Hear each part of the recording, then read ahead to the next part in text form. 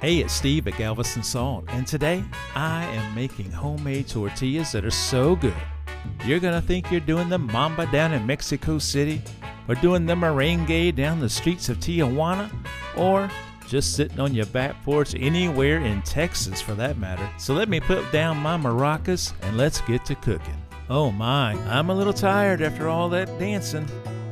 Technique is the most important thing when you're making these tortillas. We only have a few ingredients and they are flour. I'm using vegetable shortening as my fat. We need some salt and we need some baking powder. Let's get started. Into a bowl goes 1 cup of flour, half a teaspoon of baking powder, half a teaspoon of salt, and 2 heaping tablespoons of vegetable shortening. Some people use butter, some people use lard, some people use liquid oil. Use whatever you want. I forgot to blend my salt and baking powder and flour together, so if you'll blend those together before you add your fat, you won't make a mess of your whisk like I did. Now we need to blend the fat in with the flour, and I find the best way to do this is with my fingers. When your dough starts looking like this, it's time to add half a cup of very hot water. My water is so hot that I add about half of it at a time and then mix it slowly. It's almost too hot to touch with your bare hands, but when I add the rest of the water, I use a fork to mix it in and blend it. After a few minutes of mixing and blending and kneading, it should start looking something like this, and it will leave you with a clean bowl. Pour it out onto the board, work it a little more, form it into a ball, and that will make it much easier to divide into somewhat equal sections. As you can see, this 1 cup of flour is going to yield me 8 tortillas. That's enough for a family of 4 to have 2 each, or one hungry person to have 8 all by themselves. Hey, it's been known to happen. There's no judging here. It may have even happened to me while I was developing this recipe, but I'll never tell. All I know is I have started calling my carb comas my afternoon nap. I made 8 dough balls out of those sections, and now I'm going to roll them out into somewhat round tortillas. I've found that it's better for me to shape them by hand first and then use the rolling pin. Remember, these are homemade tortillas, so they don't have to be perfectly round.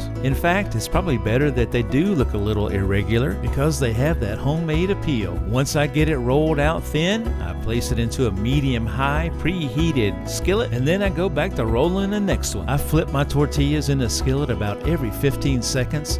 I personally don't like them to be charred. I like mine to be just a little bit toasty, but if you like yours to be darker than that, by all means leave it in the skillet for a few more seconds. When it starts looking like this, I pull it from the skillet and place it into a damp towel and fold it and cover it, and that will keep it warm. These don't stick around long enough to get cold, so I think the kitchen towel is just fine. And there you have them. There are my homemade tortillas. If you'll use this recipe and those ingredients, it will turn out perfect every single time. Now, it didn't turn out perfect for me in the beginning. It took several times to get this recipe right, but I've got it now and it works every single time. Look how soft they are and look how easily they tear.